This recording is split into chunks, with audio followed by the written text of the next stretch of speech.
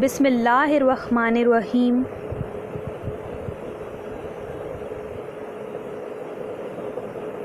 अस्सलामु अलैकुम वरहमतुल्लाहि वबरकातुहू।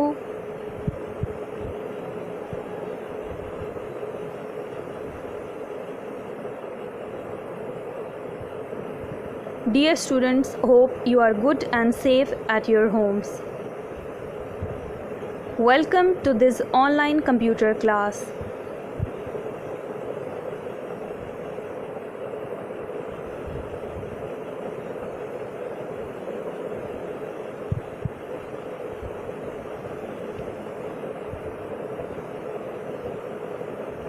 Today we are going to start unit number 3, which is control structures.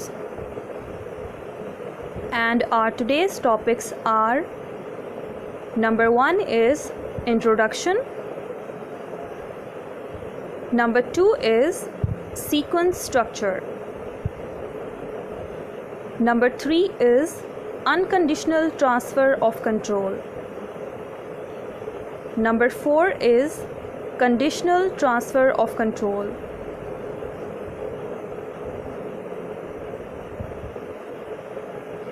Number 5 is go-to statement. Number 6 is on go-to statements.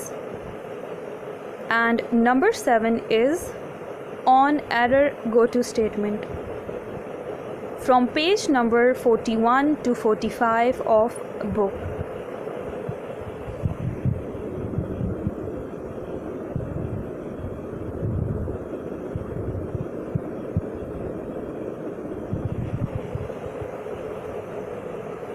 So let's start our today's lesson. First of all, we are going to discuss introduction. Control structures control the flow of execution of a program. Control structures किसी भी programme में programme की execution के flow को control करते हैं.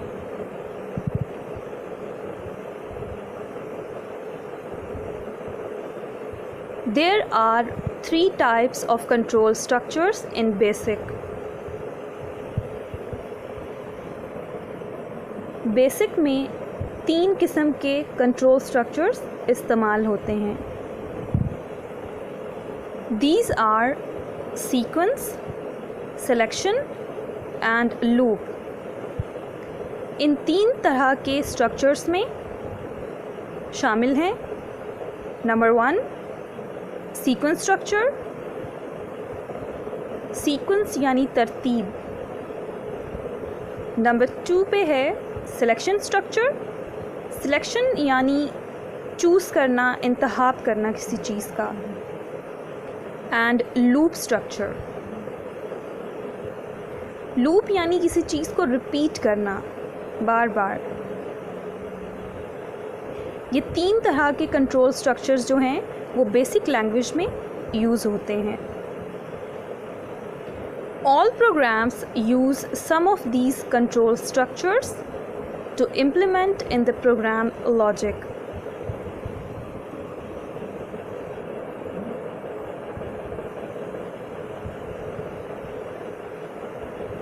तमाम programmes logic को इम्प्लीमेंट करने के लिए इन कंट्रोल स्ट्रक्चर्स को इस्तेमाल करते हैं.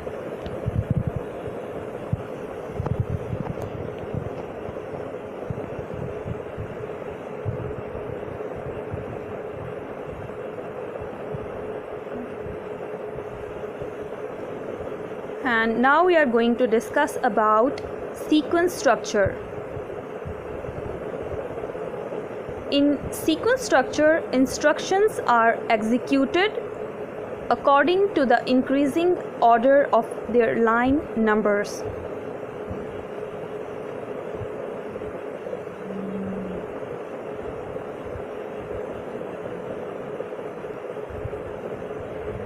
सीक्वेंस स्ट्रक्चर में इंस्ट्रक्शंस को लाइन नंबर्स के इंक्रीजिंग ऑर्डर के हिसाब से एग्जीक्यूट किया जाता है. So the instructions at smaller line numbers are always executed first. Then instructions at greater line numbers, लिहाजा छोटी लाइन नंबर्स वाली इंस्ट्रक्शंस को बड़ी लाइन नंबर्स वाली इंस्ट्रक्शन से पहले एग्जीक्यूट किया जाता है।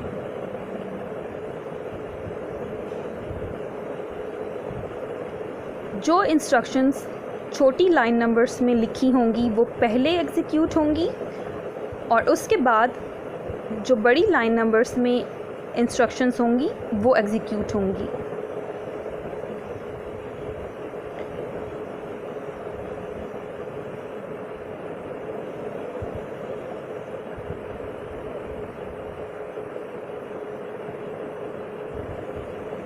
For example, the following program demonstrates the sequence structure.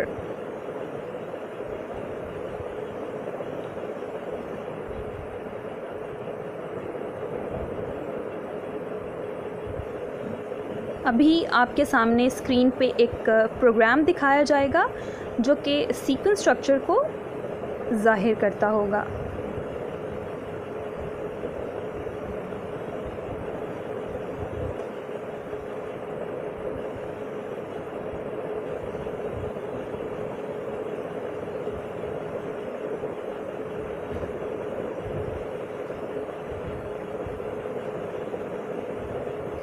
यहाँ आपके सामने एक प्रोग्राम की एग्जांपल दिखाई गई है जिसमें सीक्वेंस स्ट्रक्चर जो है वो यूज़ हुआ है।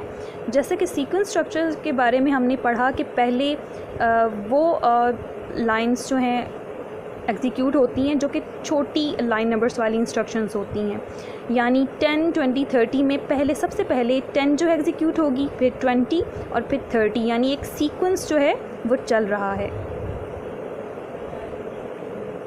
Control structure. In GW Basic, during the execution of a program, the program control can be transferred from one part of the program to another conditionally or unconditionally. GW Basic में programme की execution के दौरान program control को conditionally या unconditionally तौर पर programme के एक हिस्से से दूसरे हिस्से में ट्रांसफ़र किया जा सकता है। GW बेसिक में दोनों तरह के कंट्रोल ट्रांसफ़र के लिए स्टेटमेंट्स प्रोवाइड करता है।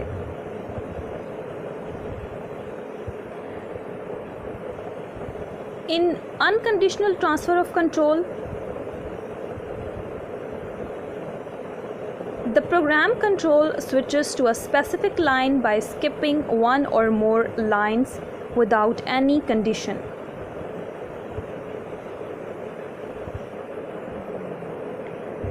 प्रोग्राम के कंट्रोल को कंडीशनली या अनकंडीशनली जो ट्रांसफ़र किया जा सकता है, सबसे पहले हम अनकंडीशनली ट्रांसफ़र ऑफ कंट्रोल को देखते हैं कि इसमें क्या होता है, कैसे कंट्रोल जो है वो ट्रांसफ़र होता है।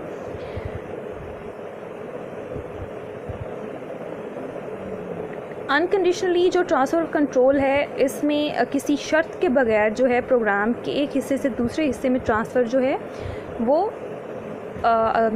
मुंतकिल हो जाता है।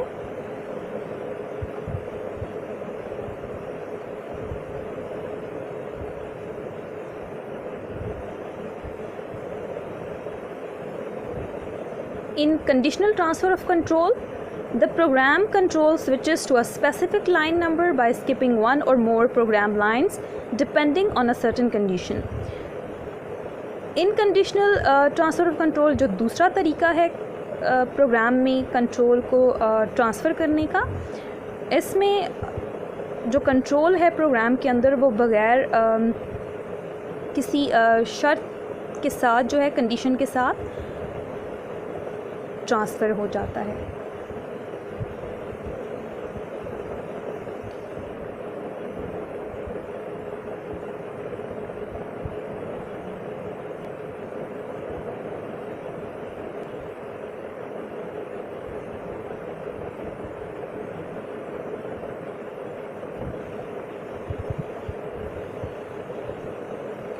So let's discuss them one by one in detail.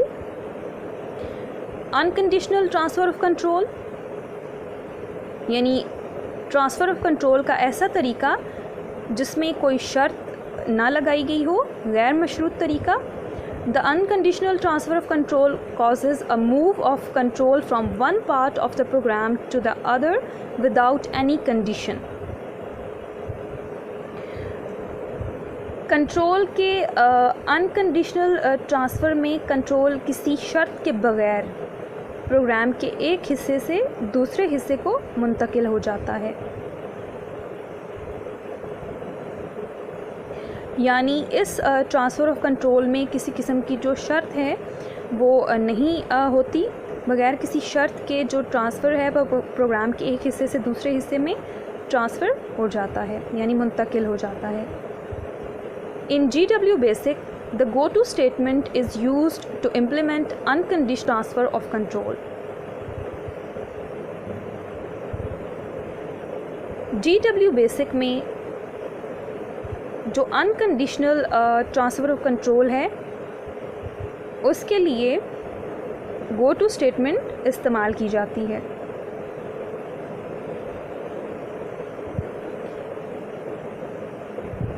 यानी अगर आप प्रोग्राम में अनकंडीशनल ट्रांसफ़र ऑफ कंट्रोल कर रहे हैं तो आप गो टू स्टेटमेंट को यूज़ करेंगे.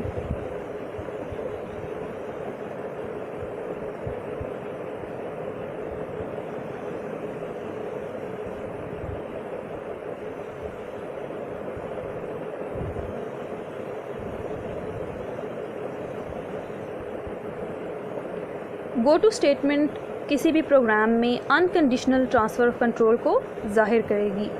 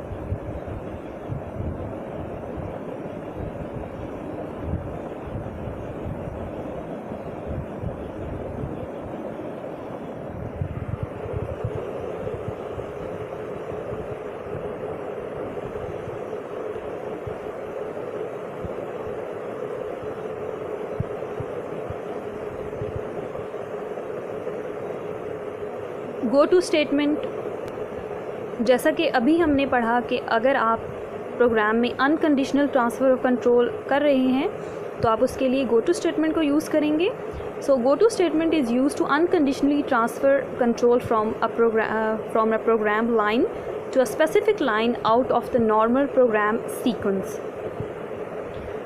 गो टू स्टेटमेंट प्रोग्राम की किसी एक लाइन से किसी ख़ास लाइन में बग़ैर किसी शर्त के कंट्रोल को ट्रांसफ़र करने के लिए इस्तेमाल की जाती है.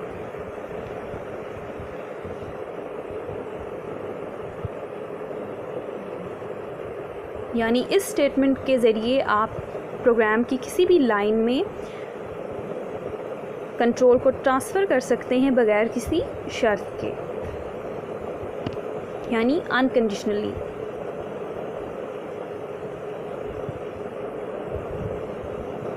गो टू स्टेटमेंट को लिखने का जो तरीका है, यानी इसका जो सिंटेक्स है, लाइन नंबर यानी प्रोग्राम की line number, then go to जो आप लिखेंगे statement, and then line number, जिस लाइन नंबर पे आप अनकंडीशनल जो ट्रांसफ़र ऑफ कंट्रोल है वो आपने मुंतकिल करवाना है.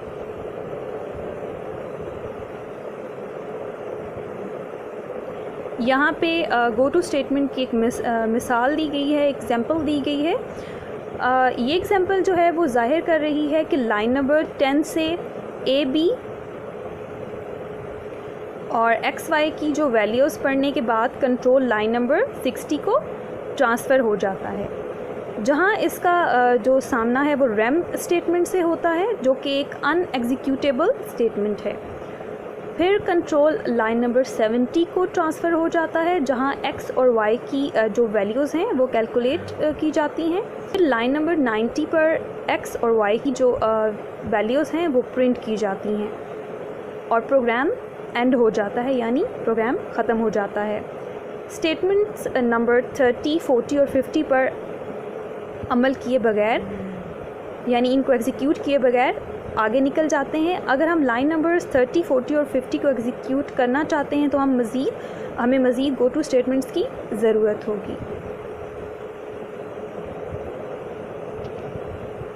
And now we are going to discuss conditional transfer of control. The conditional transfer of control causes the switching of the control from one part of the program to other depending on a certain condition. Conditional transfer of control यानी जिसे उर्दू में control का मशरूत transfer भी कहा जाता है। Control के मशरूत transfer यानी कंडीशनल ट्रांसफ़र से मुराद किसी ख़ास शर्त की बिना पर प्रोग्राम के एक हिस्से से दूसरे हिस्से को कंट्रोल मुंतकिल करना है। ऐसा तरीका जिसके ज़रिए आप प्रोग्राम में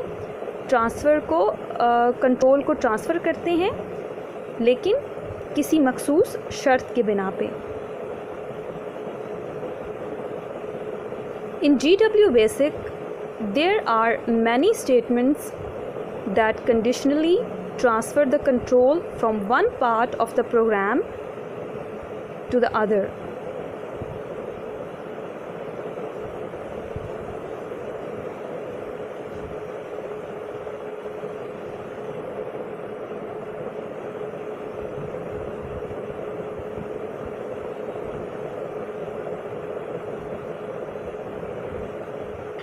GW बेसिक में प्रोग्राम के एक हिस्से से दूसरे हिस्से तक कंडीशनली यानी मशरूत तौर पर कंट्रोल ट्रांसफ़र करने के लिए बहुत सी स्टेटमेंट्स हैं।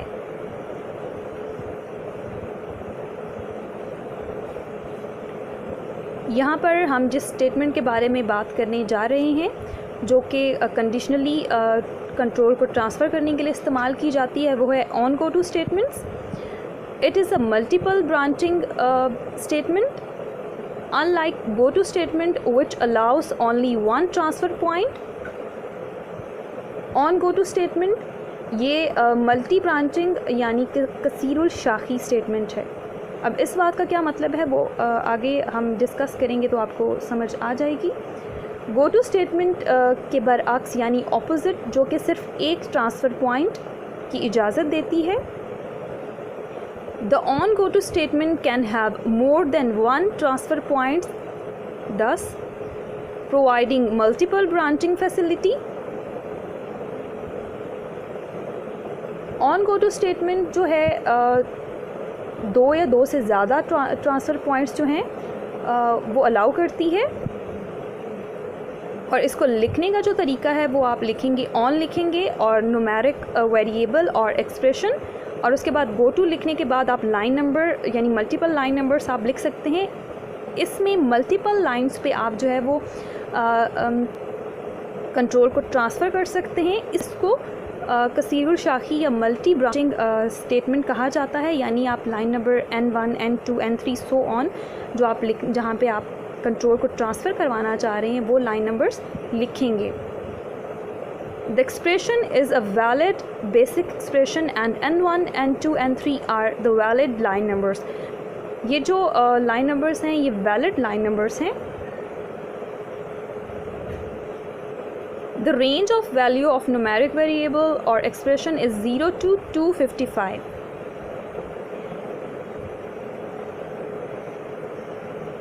Expression से मुराद valid basic expression है। N1, N2, N3 से मुराद वो लाइंस हैं जहां कंट्रोल ट्रांसफ़र होगा। न्यूमेरिक वेरिएबल या एक्सप्रेशन की वैल्यू की रेंज या वेरिएबल की रेंज आप कह सकते हैं, जो कि 0 to 255 है।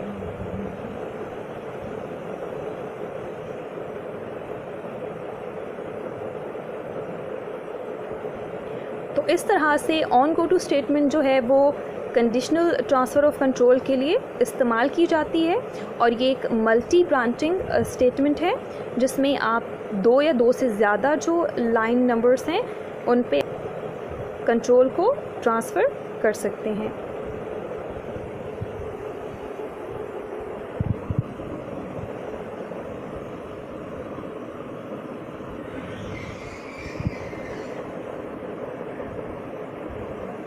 अगर न्यूमेरिक वेरिएबल की जो वैल्यू है वो 1 है तो कंट्रोल लाइन नंबर 1 एंड 1 पर ट्रांसफ़र हो जाएगा।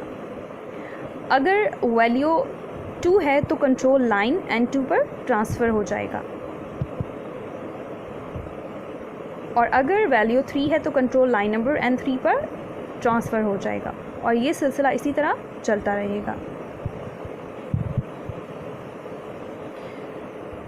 And here is an example of on go to statements। यहाँ पे आपके सामने एक एग्जाम्पल दिखाई गई है on go to statement की, और इस एग्जाम्पल में आप देख सकते हैं जब लाइन नंबर 5 को एग्जीक्यूट किया जाता है तो एक सवालिया निशान यानी क्वेश्चन मार्क स्क्रीन पर आता है। ये दरअसल वो जगह है जहाँ ए और बी की वैल्यूज़ जो हैं वो टाइप की जाती हैं।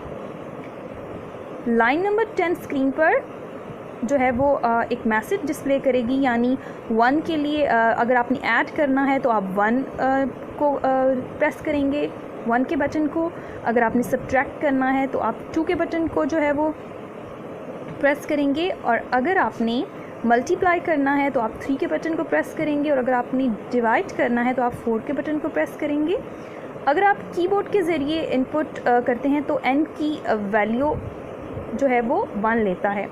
तो इस तरह से आप अगर ऐड करवाना चाह रहे हैं तो आप 1 टाइप करेंगे, आप सब्ट्रैक्ट कराना चाह रहे हैं तो 2, एंड देन मल्टीप्लाई के लिए 3। On error go to statement. This command enables error trapping features of GW basic and specified the first line of error handling routine.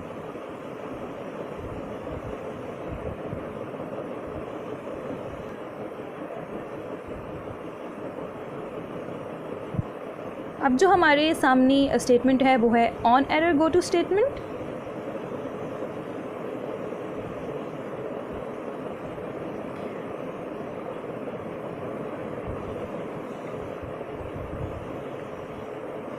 इस कमांड से GW बेसिक में किसी एरर का पता चलाने में मदद मिलती है, यानी किसी भी एरर, किसी भी प्रॉब्लम का जो है वो आपको पता इस स्टेटमेंट की मदद से चल सकता है। और एरर हैंडलिंग रूटीन की पहली लाइन की निशानदेही होती है, यानी इस स्टेटमेंट को जब हम लिखते हैं तो वो प्रोग्राम की फ़र्स्ट लाइन में ही लिख देते हैं, ताकि अगर प्रोग्राम में कहीं पे भी एरर जो है वो ऑकर हो तो इस स्टेटमेंट की मदद से वो एरर जो है वो डिस्प्ले हो जाए। और इसको लिखने का जो तरीका है, इसका जो सिंटेक्स है वो है ऑन एरर गो टू। आप लिखेंगे, फर्स्ट लाइन में ही लिखेंगे, एंड देन आप लाइन नंबर लिखेंगे जहाँ पे आपने वो लाइन नंबर लिखेंगे जहाँ जिस पे एरर जो है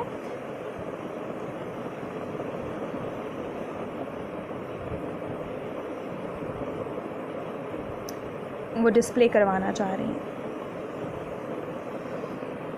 यहाँ लाइन नंबर से मुराद प्रोग्राम में वैलिड लाइन नंबर है। GW बेसिक में एरर हैंडलिंग हैंडलर्स जो होते हैं, इसको प्रोग्राम के दौरान एरर गो टू स्टेटमेंट के ज़रिए ऑन किया जाता है।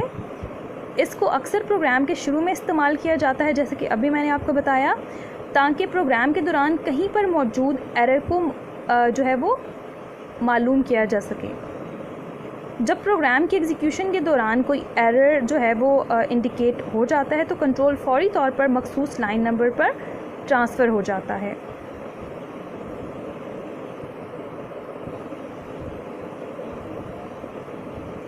और यहाँ पर आपके सामने on error go to statement जो है उसकी एक एग्जांपल दिखाई गई है।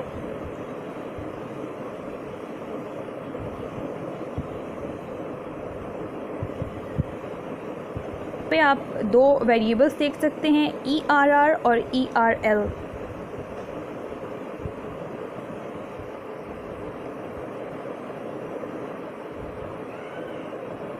GW बेसिक में हर मुमकिन एरर को एक मखसूस कोड दिया गया है। जब एरर वाक़या होता है तो इस कोड का एक ख़ास वेरिएबल जिसका नाम ERR है को दे दिया जाता है, और लाइन नंबर जहाँ पर एरर इंडिकेट हो जाती है ख़ास वेरिएबल जिसका नाम ERL है उसको दे दिया जाता है। ERR और ERL दो मखसूस किस्म की वेरिएबल्स या अल्फाज हैं। और यहाँ पर आप देख सकते हैं प्रोग्राम को जब रन किया गया तो यहाँ जो है वो R इंटीजर वेरिएबल है जिसमें 400 जो था वो हमने फ़र्स्ट नंबर लिया है, सेकंड नंबर 450। इसका रिज़ल्ट जो है वो इसमें स्टोर नहीं किया जा सकता, इसलिए इसको ओवरफ्लो एरर वाक़या होती है, और जिसको कोड 6 है और जिसे वेरिएबल ERR को दे दिया गया है। Now we are going to move today's homework.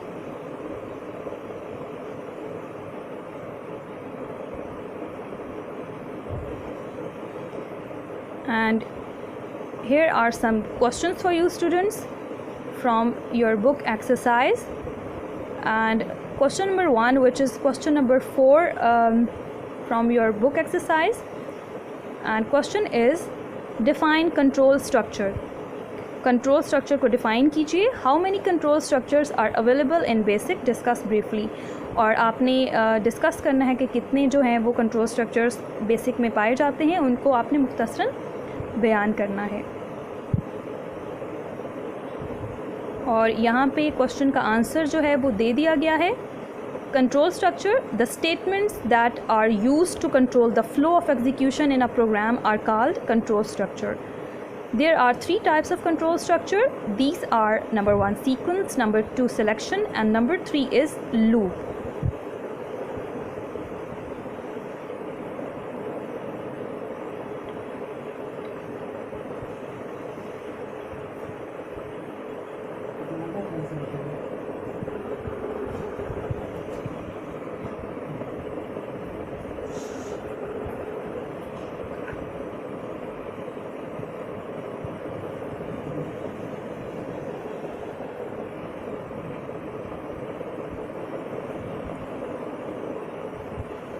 First control structure is sequence structure.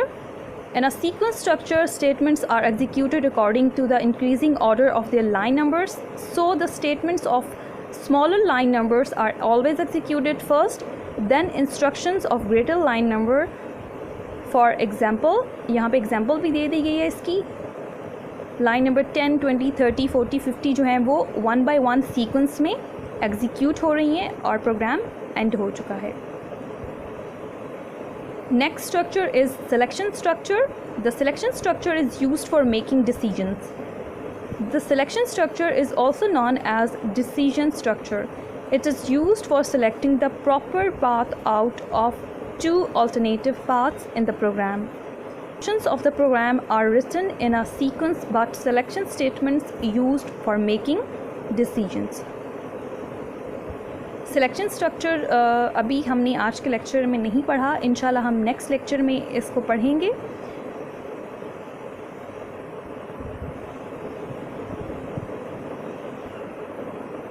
Selection structure को डिसीजन मेकिंग स्ट्रक्चर जो है वो भी कहा जाता है, और ये डिसीजन मेकिंग के लिए इस्तेमाल होता है। And next structure is here is an example. Selection structure की यहाँ पे एक एग्जांपल भी दे दी गई है।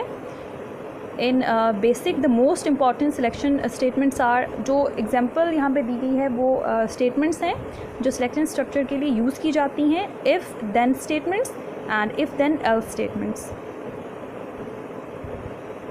And next structure which is loop structure. instructions repeatedly up to fixed number of times or as long as the given condition remains true. Basic language provides the following loop structure: while went loop, for next loop. Loop जो है वो किसी भी statement को बार बार चलाने के लिए इस्तेमाल होता है और इसमें जो स्ट्रक्चर यूज़ होते हैं वो हैं while went और for next. And here is another question, which is question number 6 from your book exercise. And question is, what does it mean by transfer of control? Transfer of control का क्या मतलब है? Briefly describe conditional and unconditional transfer of control in basic. ये आज के lecture में हम पढ़ चुके हैं. यहाँ इसका आंसर भी दे दिया गया है. Transfer of control: the mechanism to transfer execution from one part of program to another is known as transfer of control. In GW Basic, program execution control can be transferred from one part of the program to another conditionally or unconditionally. Therefore, transfer of control can be divided into two types. Number 1, unconditional transfer of control, and number 2 is conditional transfer of control. ये भी आज के lecture में हम detail से पढ़ चुके हैं. In unconditional transfer of control, the program control switches to a specific line by skipping one or more lines without any condition. Unconditional transfer of control का हमने आज पढ़ा कि एक या एक से ज़्यादा लाइन को स्किप करके जो है वो ट्रांसफ़र हो जाता है कंट्रोल, लेकिन बगैर किसी शर्त के. और कंडीशनल ट्रांसफ़र ऑफ कंट्रोल जो है वो शर्त के साथ ट्रांसफ़र होता है. Thank you. अल्लाह हाफिज़.